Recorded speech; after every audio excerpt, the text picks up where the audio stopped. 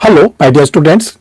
Dear student, आप लोग के लिए बिहार एपीओ की स्टडी सीरीज चलाई जा रही है और आज आप लोग को स्टडी सीरीज 3 पर आप लोग को मटेरियल दिया जा रहा है। इसके पहले देखिए, स्टडी सीरीज आप लोग के लिए जो बिहार एपीओ की थी वो बीएनएस यानी भारतीय न्याय संहिता पर थी। स्टडी सीरीज जो BNSS भारतीय नागरिक सुरक्षा संहिता पर थी। आज आप लोग को स्टडी सीरीज 3 है जो आप लोग को दिया जाएगा BSA यानी भारतीय साक्ष्य अधिनियम 2003 पर। ये सीरीज उन स्टूडेंटों के लिए तैयार की गई है जो बिहार एपीओ को देना चाहते हैं, जिसकी वैकेंसी बहुत ही जल्दी आप लोग के लिए आने वाली है। इसमें आप लोग को इंपॉर्टेंट सेक्शन, केस लॉज और कैसे क्वेश्चंस आते हैं वो आप लोग को सॉल्व कराए जाते हैं।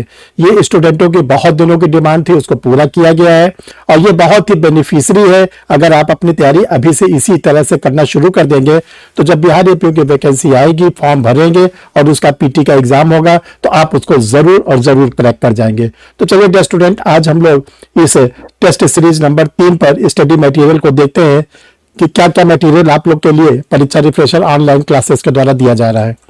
सबसे पहले हम अपने स्टूडेंटों को बताना चाहते हैं कि जिन लोगों ने अभी तक परीक्षा रिफ्रेशर यूट्यूब चैनल को सब्सक्राइब नहीं किया है वो सब्सक्राइब कर लें।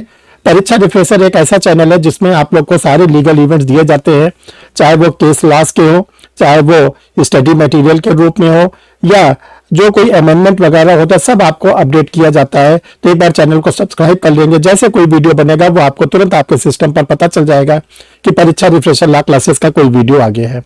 तो चलिए डियर स्टूडेंट, हम लोग आज देखते हैं कि जो BSA हम लोग का है भारतीय साक्ष्य अधिनियम है 2023 जो इंडियन एविडेंस एक्ट को रिप्लेस करके बना है, जो 1 जुलाई 2024 से पूरे भारतवर्ष में लागू हो गया है। इसमें कौन कौन से इंपॉर्टेंट सेक्शन है, कौन कौन से केस लॉज है जो बिहार एपीओ के स्टूडेंटों के लिए बहुत ही यूजफुल होगा। तो देखिए, जो भारतीय साक्ष्य अधिनियम है जो 1 जुलाई 2024 से पूरे भारत में लागू हो गया है, इसका जो क्लासिफिकेशन ये 4 पार्ट में है, 4 भागों में विभाजित है। 12 अध्याय है, 12 चैप्टर्स हैं, 170 सेक्शन, 170 सेक्शन है और 1 शेड्यूल्स है। एक शेड्यूल्स भी ध्यान रखिएगा। तो 4 पार्ट, 11 चैप्टर्स, 170 सेक्शंस, 1 शेड्यूल्स, इसमें हम लोग का पूरा BSA डिवाइड है। तो देखिए डियर स्टूडेंट, वैसे तो 170 सेक्शन है और इसमें हमने आप लोग के लिए क्या किया, 100 इंपॉर्टेंट सेक्शन को सिलेक्ट किया है।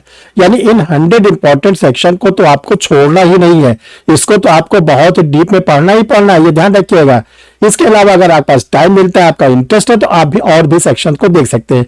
लेकिन ये जो हमने 100 सेक्शन आप लोग के लिए सिलेक्ट किया है, इसको तो आपको छोड़ना नहीं है क्योंकि मोस्ट इंपॉर्टेंट सेक्शन है। तो चलिए हम लोग देखते हैं वो कौन कौन से सेक्शन है। हम आप लोग के लिए बहुत धीरे धीरे बताते रहेंगे, आप इसको देखते रहेंगे।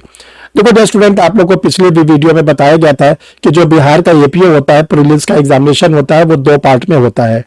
एक पार्ट होता है लॉ का, दूसरा पार्ट होता है जनरल स्टडीज का। जो लॉ का पार्ट होता है उसमें 4 चीजें आती हैं। पहला भारतीय न्याय संहिता 2023, दूसरा भारतीय नागरिक सुरक्षा संहिता 2023, तीसरा भारतीय साक्ष्य अधिनियम 2023 और चौथा भारत का संविधान।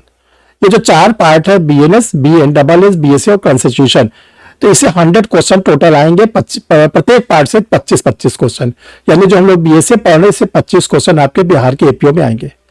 रही बात जो दूसरा पेपर जनरल स्टडीज का है, उसमें हिस्ट्री आती है, ज्योग्राफी आती है, साइंस एंड टेक्नोलॉजी आती है, इंडियन नेशनल मूवमेंट्स आता है, इसमें आप लोग का इंडियन इकोनॉमिक्स आता है, यानी इतिहास, भूगोल, विज्ञान, राज्य व्यवस्था, अर्थव्यवस्था, भारतीय राष्ट्रीय आंदोलन, फिर इसके बाद करंट अफेयर्स आता है और बिहार का सामान्य ज्ञान। तो डियर स्टूडेंट, इस तरह आप लोग का ये क्लासिफिकेशन है। तो जो 25 नंबर BSA से आएगा उसके लिए आज का ये वीडियो है। इसके पहले हमने आप लोग को BSA और BNS के पर वीडियो दे रखा है। जो वीडियो नंबर 1 था स्टडी मटेरियल का, स्टडी मटेरियल का सेकंड जो था वो BNSS का था, उससे भी 25 क्वेश्चन आएंगे। आज जो तीसरा वाला है वो BSA का है, इससे भी 25 क्वेश्चन आएंगे। तो देखिए 100 इंपॉर्टेंट क्वेश्चन BSA से। हम धीरे धीरे बोलते हैं, आप लोग इसको नोट करते चलिएगा। सेक्शन 1, सेक्शन 2, 4, 5 to 16, 5 से लेके 16, 22 से 27, 22 से 27, 33, 34, 33 व 34, 39 से 63, 39 से 63, 74 से 78, 74 से 78, 92, 93, 92, 93, 104 से 111, 104 से 111, 115 से 121, 115 से 121, 124 से 132, 124 से 132, 138 से 142, 138 से 142, 146 से 158, 146 से 148, 162 से 170, 162 से 170। ये 100 सेक्शन आप लोग के लिए सिलेक्ट की गई है डियर स्टूडेंट। स्क्रीन पर लगा हुआ है, अगर कहीं आपने नोट करने में छूट गया है, कोई दिक्कत आई है, तो आप वीडियो को दूसरी बार रिकॉर्डेड देख लीजिएगा और स्क्रीन से मिला लीजिएगा। तो चलिए डियर स्टूडेंट, अब इसके बाद हम लोग देखते हैं टॉप इंपॉर्टेंट केसेस। देखिए, इन जो भारतीय साक्ष्य अधिनियम में केसेस का बहुत इंपॉर्टेंस है। कुछ हमने केसेस है, ये बहुत थोड़े से केसेस हमने सेलेक्ट किए हैं। और रटन वर्सेस क्वीन, पहला केस है रटन वर्सेस क्वीन 1971 का है। यह रेस जस्टिस से है, रेस जस्टिस से जुड़ा हुआ है। दूसरा केस है Ramnath versus state of Tamil Nadu 1978 का है, ऑनरेबल सुप्रीम कोर्ट का है। यह आइडेंटिफिकेशन पीरियड से है, जिसको हम लोग पहचान कार्रवाई या शिनाख्त कार्रवाई के नाम से जानते हैं। तीसरा है Palwinder Kaur versus state of Punjab 1953 से है, तो ये सुप्रीम कोर्ट का केस है, ऑनरेबल और कन्फेशन संस्कृति से है। फिर इसके बाद फोर्थ नंबर का केस है पाकड़ा नारायण स्वामी वर्सेस किंग एम्पेरर। ये जो केस है ये 1939 का है। और इसके साथ ये भी ध्यान रखिएगा, ये जो केस है ये केस है प्रिवी काउंसिल का, पीसी का केस है। डगडू वर्सेज स्टेट ऑफ महाराष्ट्र, ये केस है 1977 का, ऑनरेबल सुप्रीम कोर्ट का। ये एकम्प्लिस सह अपराधी से जुड़ा हुआ है। ऐसे आपको केसेस बराबर मिलते रहेंगे, क्लासेस में मिलते रहेंगे, स्टडी मटेरियल के रूप में भी मिलते रहेंगे। बेस्ट स्टूडेंट, आप लोग को ये एक सूचना देनी है कि देखिए, जो एग्जाम ओरिएंटेड क्वेश्चन है, पहले इसको हम लोग डिस्कस कर लेते हैं, फिर हम लोग जो इंपॉर्टेंट सूचना है उस पर देखते हैं। देखिए, इंडियन एविडेंस एक्ट से जो इंपॉर्टेंट क्वेश्चन बनते हैं वो किस तरह बनते हैं। जैसे 3-4 क्वेश्चन हम आपके लिए सिलेक्ट किए हैं। भारतीय साक्ष्य अधिनियम 2023 के अधीन, ठीक है, सूचक प्रश्न, यानी जो लीडिंग क्वेश्चन होते हैं सूचक प्रश्न सामान्यतः पूछे जा सकते हैं। ये खूब आता है, बराबर आता है एग्जाम में, मुख्य परीक्षा, प्रति परीक्षा, पुनः परीक्षा, उपर्युक्त सभी। तो ये ध्यान रखिएगा, जो लीडिंग क्वेश्चन होता है वो सामान्यतः पूछे जाते हैं प्रति परीक्षा में, क्रॉस एग्जामिनेशन में। क्रॉस एग्जामिनेशन में आंसर नंबर बी सही है। इसके बाद जो स्टूडेंट, भारतीय साक्ष्य अधिनियम के अधीन जो रेस जस्टिस का सिद्धांत लागू होता है। जो रेस जस्टिस का सिद्धांत है, जिसको आप लोग लास्ट आर्ट से पढ़ते हैं, घटना स्वयं प्रमाण है, वो भारतीय साक्ष्य अधिनियम में किस पर लागू होता है, ये आपसे पूछा गया है। ठीक है, केवल सिविल मामलों में रेस जस्टिस का सिद्धांत एक ही समव्यवहार वाले तत्व। देखिए स्टूडेंट, फिर से बता रहे, भारतीय साक्ष्य अधिनियम के अधीन रेस जस्टिस का सिद्धांत जो एक ही समव्यवहार वाले हैं लागू होता है। सिविल मामलों में, आपराधिक मामलों में, सिविल और आपराधिक दोनों में निश्चित नहीं है। तो ध्यान रखिएगा, जो रेस जस्टिस का सिद्धांत है एक ही समव्यवहार वाले तथ्य है, ये सिविल और क्रिमिनल दोनों पे लागू होते हैं। फिर उसके बाद भारतीय साक्ष्य अधिनियम 2023 की कौन सी धारा रेस इप्सा लिक्विटर के सिद्धांत से संबंधित है। रेस इप्सा लिक्विटर आप लोग लॉ ऑफ टॉर्ट्स में पढ़ते हैं, उसमें क्या है, घटना स्वयं प्रमाण है। तो धारा 106, धारा 107, धारा 108, धारा 109। तो आपका आंसर होगा सेक्शन नंबर 109, 109 से। देखो, इसके बाद ये स्टूडेंट, आप लोग को एक सूचना देनी थी कि परीक्षा रिफ्रेशर जो ऑनलाइन लॉ क्लासेस है, जो 34 ईयर में इस समय रन कर रहा है जनवरी 2025 से, इसके 2 न्यू बैचेस स्टार्ट हो रहे हैं। पहला बैच है सीपीसी का, सिविल प्रोसीजर कोड का, जो 6/1/2025 से स्टार्ट हो रहा है। 6/1/2025 से स्टार्ट हो रहा है और इसका टाइमिंग है 8:30 AM पर। दूसरा बैच आप लोग के लिए जो स्टार्ट हो रहा है वो कॉन्स्टिट्यूशन का है, कॉन्स्टिट्यूशन ऑफ इंडिया का है, 13/1/2025 यानी मंडे से, और इसकी जो टाइमिंग है वो 8 बजे है।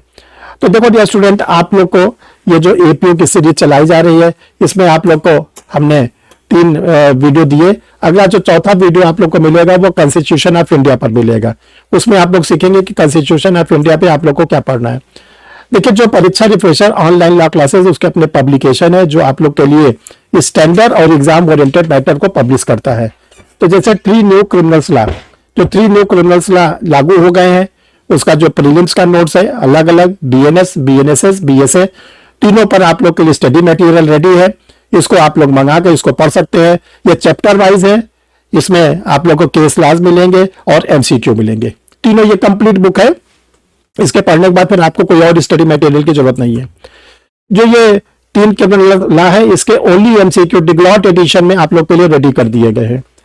Dear student, constitution of India जो एपीओ के एग्जाम में आएगा उस पर आप लोग के लिए स्टडी मटेरियल रेडी है। प्लस इसके साथ साथ जो छत्तीसगढ़ के जुडिशरी के एग्जाम होने जा रहा है, जिसमें लिमिटेशन एक्ट आएगा, निगोशिएबल इंस्ट्रूमेंट एक्ट आएगा, स्पेसिफिक रिलीफ एक्ट आएगा, उसके भी मैटर आप लोग के लिए रेडी है। जो 3 न्यू क्रिमिनल्स लाए बिहार एपीओ के लिए, उसके मेंस के नोट्स आप लोग के लिए रेडी है। बीएनएस, बीएनएसएस और बीएसए, हिंदी वालों के लिए हिंदी में, इंग्लिश वालों के लिए इंग्लिश में, जिस मीडियम में आप चाहते हो उस मीडियम में आपको ये नोट्स अवेलेबल मिलेंगे। देखिए, झारखंड जो जुडिशरी का, झारखंड जो एचजेएस का एग्जाम है हायर जुडिशियल का, उसके एडवर्टीजमेंट में चूंकि प्रीलिम्स का जिक्र किया गया, इसलिए प्रीलिम्स की गाइड आप लोग के लिए पब्लिश की गई है। 9 माइनर एक्ट जो यूपी के जुडिशरी के जनरल स्टडीज में 9 माइनर एक्ट आते हैं, उसके लिए आपको स्टडी मटेरियल है।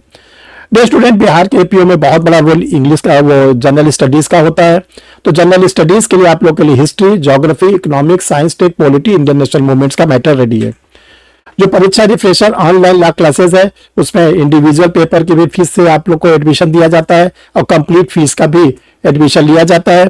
इस बार 2025 में आप लोग को मंथली इंस्टॉलमेंट के थ्रू एडमिशन दिया जा रहा है, मंथली इंस्टॉलमेंट के थ्रू।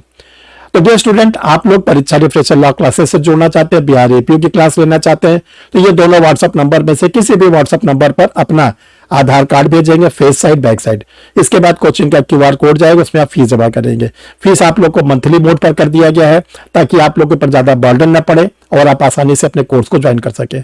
जो स्टडी मटेरियल आपको मंगाना है बिहार एपीओ का या और भी किसी स्टेट का, उस पर आपको इसी नंबर पर, इसी व्हाट्सएप पर आपको अपना कंप्लीट पोस्टल एड्रेस, अपना नाम, अपने फादर, हस्बैंड जो भी है उनका नाम, अपने गांव का नाम, अपने मकान का नंबर, फ्लैट का नंबर, डिस्ट्रिक्ट का पूरा नाम, पिन कोड नंबर और स्टेट का नाम लिखकर इस पर भेजेंगे। तो डियर स्टूडेंट, जब आपका आ जाएगा तो रजिस्टर्ड पार्सल आपको भेजा जाएगा। Thank you my dear student, अगले वीडियो में फिर हम लोग मिलते हैं। परीक्षा रिफ्रेशर ऑनलाइन लॉ क्लासेस को आप क्यों ज्वाइन करें? पिछले 1 साल का ऑनलाइन लॉ क्लासेस का रिकॉर्ड रहा हमारा, वो अगर आप देखें तो 110 स्टूडेंटों ने बिहार के एपीओ के लिए क्लास लिया, उसमें से 55 स्टूडेंटों ने फाइनल सिलेक्शन लिया, जो इस समय बिहार के गया जिले में ट्रेनिंग कर रहे हैं। इसका जो रेशियो है परीक्षा रिफ्रेशर ऑनलाइन लॉ क्लासेस का, वो 50% के आसपास सिलेक्शन देता है। आप इसको ज्वाइन करने के लिए सर के नंबर से आप जुड़ सकते हैं। का पूरा सहयोग रहा। हर स्टेज पर सर ने सर की वो क्लासेस जो भी थी उन्होंने उसमें हमें समझाया गया किस तरीके से हमको अच्छे से अच्छा और धीरे धीरे करके अपने आंसर देने और जो पूछा जाए सिर्फ वही तक का आंसर देना, ज्यादा अपना शो नहीं करना। और सर ने हर स्टेज पर जो 3 बार हमारे सर ने मॉक लिए थे और तीनों स्टेज पे हमें हमारी जो मॉक लेते थे उसके बाद हमारी कमियों को बताते थे कि आपके इस मॉक में ये कमी है, इसको सुधारो। तो वहाँ इंटरव्यू के दौरान भी उससे मुझे बहुत हेल्प रही। तो सर आपका हर स्टेज पे जो आपकी मदद रही है उसके लिए बहुत बहुत शुक्रिया सर। रिक्वायरमेंट थी, ऑल्दो मैं दिल्ली में होते हुए भी, दिल्ली में भी काफी सारे थे, लेकिन मैं या तो मैं उन्हें अप्रोच नहीं कर पाया या मुझे नहीं पता। लेकिन कोइंसिडेंटली यूट्यूब में मैं आपकी काफी वीडियोस थी सर जो पहले से वॉच करता था, और मुझे लगा कि वहां से आपके यहाँ से मुझे जो गाइडेंस मिलेगी, जो मैं एक्सपेक्ट कर रहा था सर, बिल्कुल 100% ज्यादा ही मिला। और ये सफलता जो मुझे मिली है इसके लिए मैं ईश्वर का तो धन्यवाद दूंगी ही, साथ साथ आपका भी एक सहयोग रहा है मेरी इस सफलता में। तो मैं आपको भी बहुत मतलब दिल से आभार प्रकट कर रही हूँ। Thank you Richa ji, thank you, thank you. परीक्षा रिफ्रेशर सर से पूरी तरह से इसमें गाइड ले, जहाँ कोई प्रॉब्लम हो हमारे सर बताने के लिए एनी टाइम तैयार हैं।